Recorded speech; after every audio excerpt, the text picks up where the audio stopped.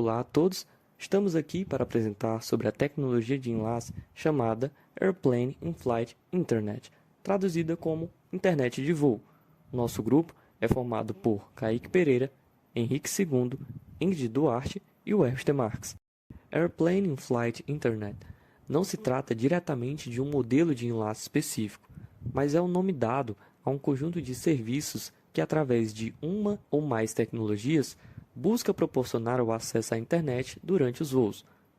Normalmente, em voos comerciais, esse serviço se apresenta em dois tipos de planos. Um, para acesso a redes sociais, e-mails e outras atividades com baixo consumo de dados, e outro plano que inclui acesso a serviços de streaming que consomem um número bem maior de dados. A história desses serviços remete a algumas décadas atrás, em 1991.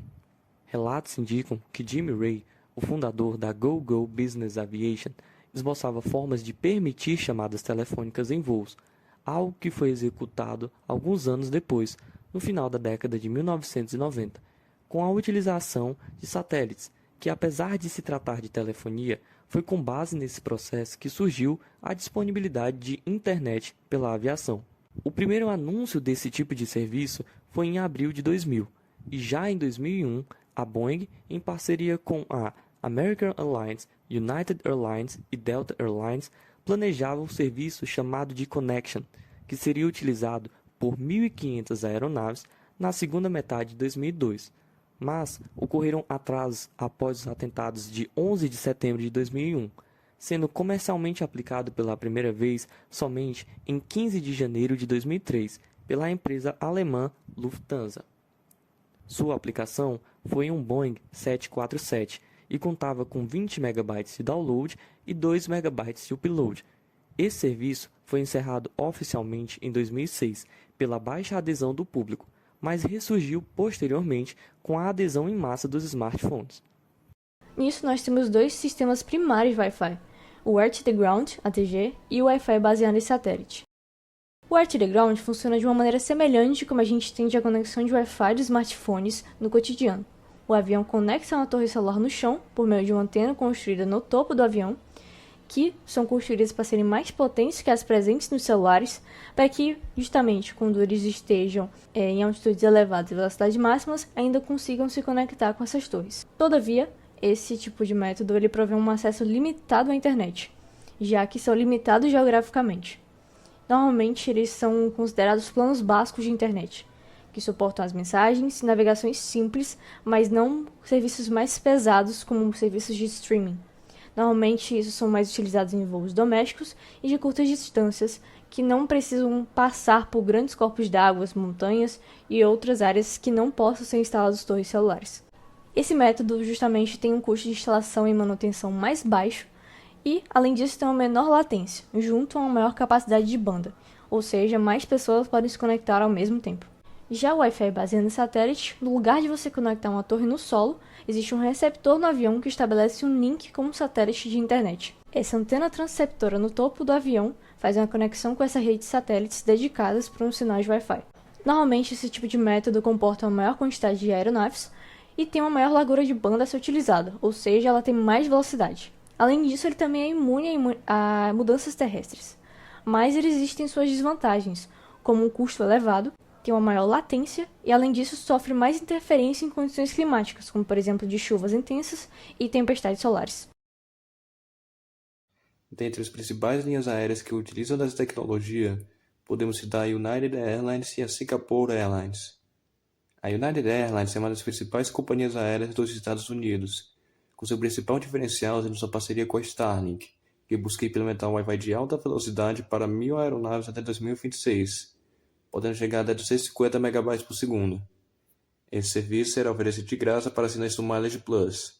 Já a Singapore Airlines foi ranqueada inúmeras vezes como a melhor companhia aérea da Ásia, oferecendo um Wi-Fi gratuito para viajantes da primeira classe e voos empresariais, e para membros assinantes da KrisFlyer e PPS Club em todas as classes. Entretanto, passageiros da economia têm que pagar por seu Wi-Fi, baseado nas suas horas de uso, variando entre $4 por uma hora de uso até $16 pelo voo completo. Nesse sentido, uma das maiores iniciativas desse serviço é realizada pela Panasonic Avionics Corporation, que busca revolucionar a conectividade de voo com o sistema Panasonic Aero. Esse sistema funciona por meio de uma combinação de satélites de baixa órbita terrestre e satélites de órbita geoestacionária, com um diferencial entre esses dois sendo a distância de órbita, com os de baixa órbita estando entre 160 e 2.000 km de altitude, com movimentos rápidos e curtos períodos de translação, enquanto os geoestacionários ficam a cerca de 35.786 km de altitude, com translação igual à rotação da Terra.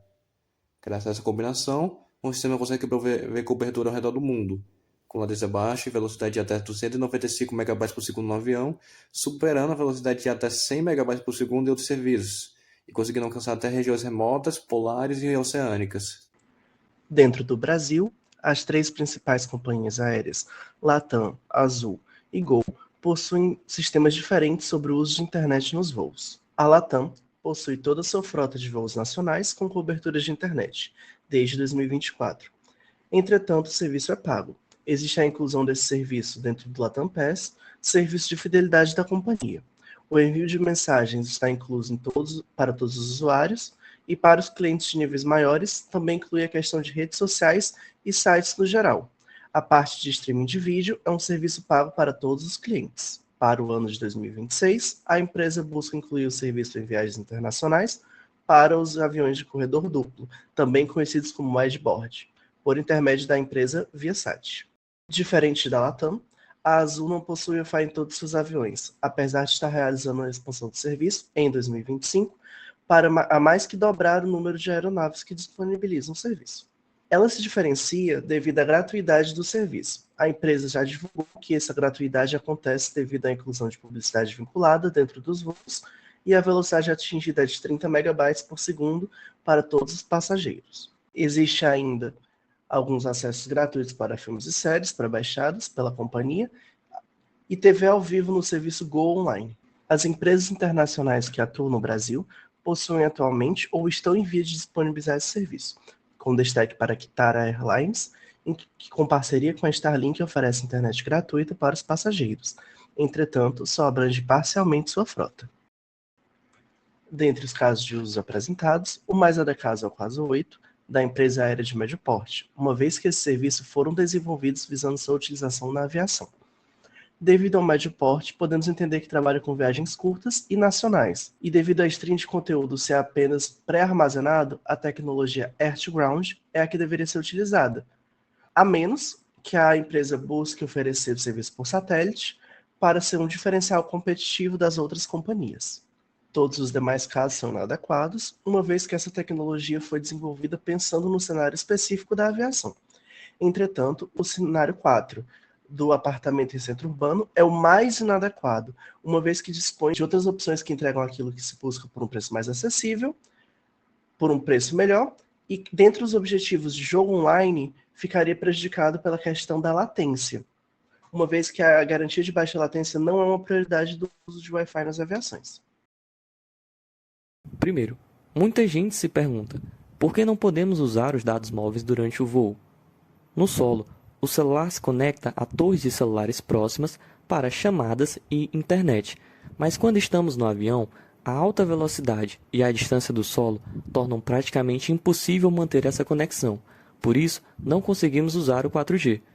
Já o modo avião é outro ponto interessante. Existe um mito de que ele está diretamente ligado à segurança do voo, mas na verdade não há risco de queda do avião ou interferência nos instrumentos. O que realmente acontece é que se os celulares tentassem se conectar às torres em terra, elas aumentariam muito a potência do sinal, o que poderia sobrecarregar essas torres e prejudicar quem está usando a rede no chão.